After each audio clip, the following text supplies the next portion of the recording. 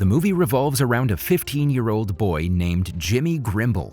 He lives in Manchester with his mother, Donna, and goes to Greenock High School. Donna is a single mother who works at a taxi company to support the family. Meanwhile, Jimmy is obsessed with Manchester City, and he spends his free time practicing his football skills, hoping to make it to the football club one day.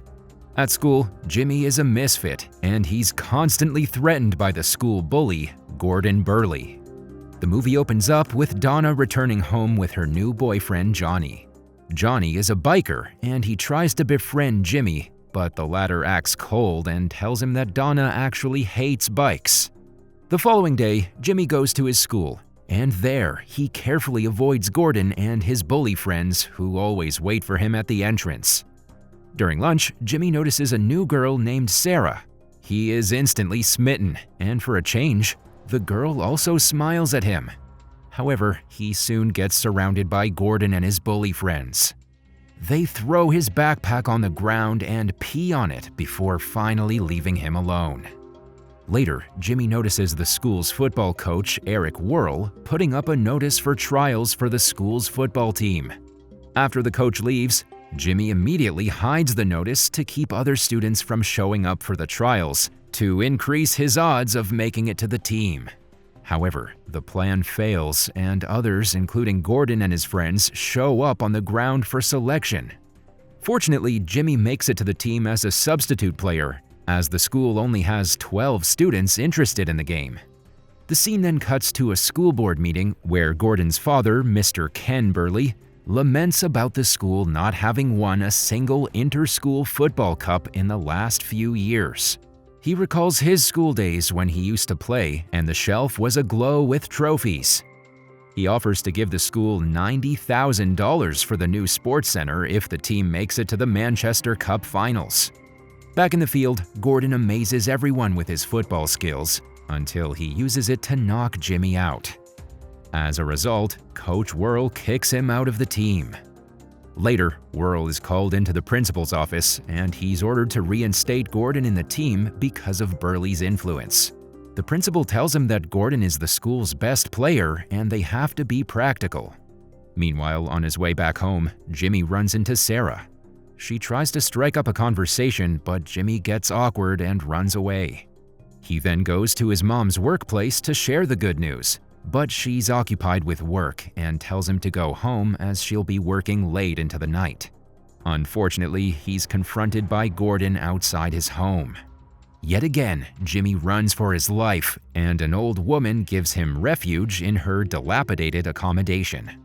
There, an old pair of football shoes catch his attention, and the woman offers them to him. Jimmy declines, saying he already has a pair, but she tells him that the shoes are special and it will help him improve his game.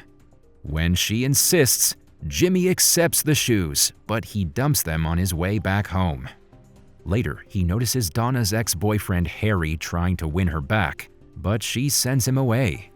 It turns out Jimmy was actually good friends with Harry and they used to go to football games together. However, Donna broke up with him when it was revealed that the latter was already married.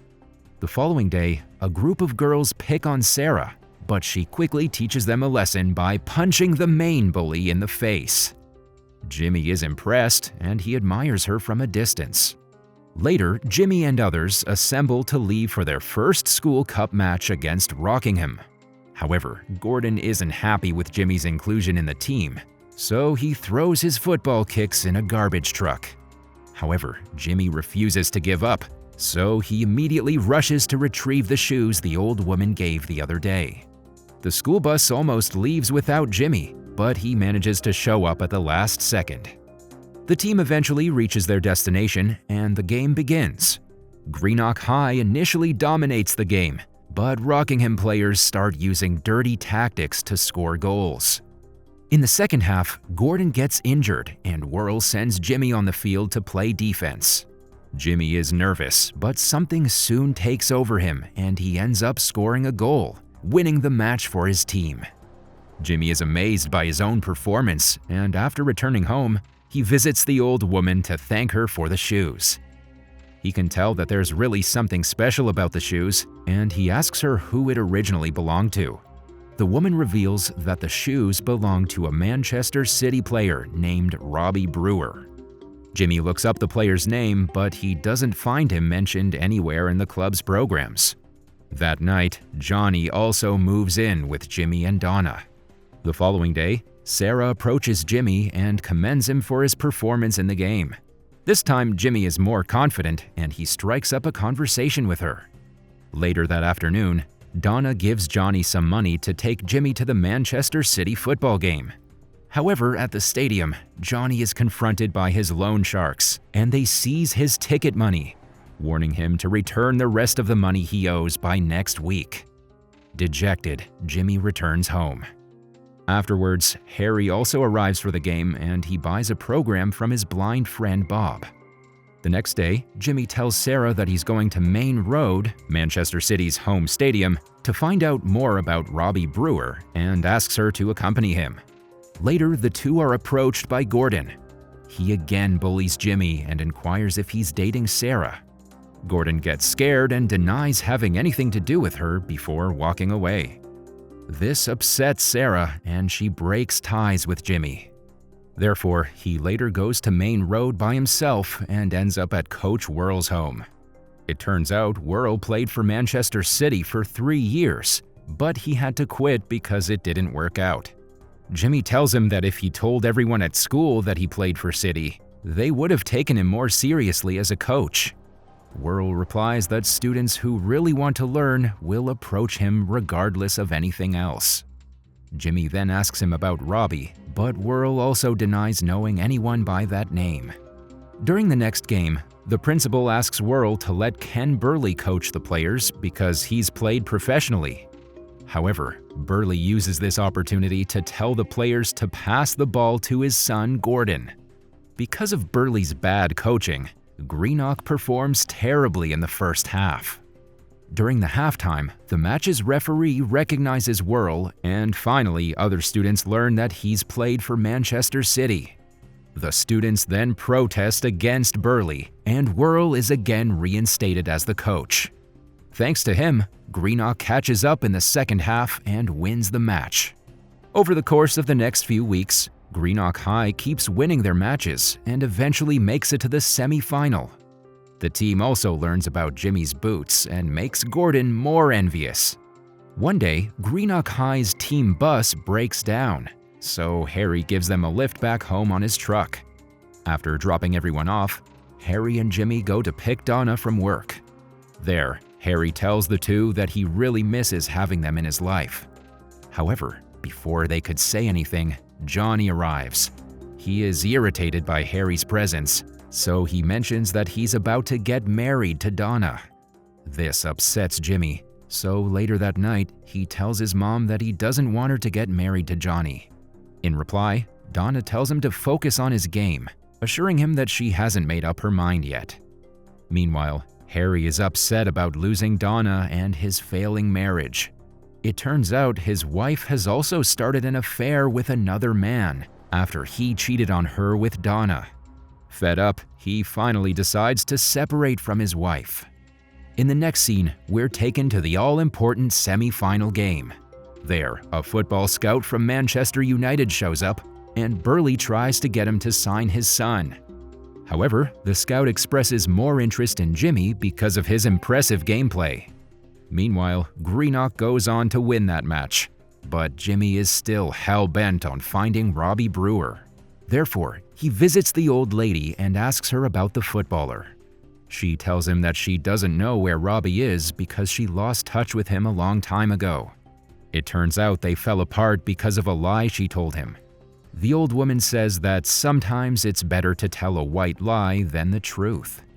Jimmy empathizes with her and invites her to his final game at the Main Road. The following day, Jimmy apologizes to Sarah for his behavior and invites her to the finals before leaving for the stadium. On his way, he notices the city authorities breaking down the abandoned building where the old lady lives. Worried, he rushes to stop them, but it's too late as he finds the woman lying dead in the snow. This devastates Jimmy, and he starts crying profusely before the authorities force him to leave. Elsewhere, Donna also leaves for the stadium, but on her way to the bus stop, she notices money missing from her purse. Lo and behold, when she returns back home, she catches Johnny with another woman. She confronts him and immediately kicks him out of her house. Back at the stadium, Burley forces the principal to keep Jimmy on the bench to secure the funding. However, Jimmy's teammates stand up for him and refuse to play without him, forcing the principal to back down.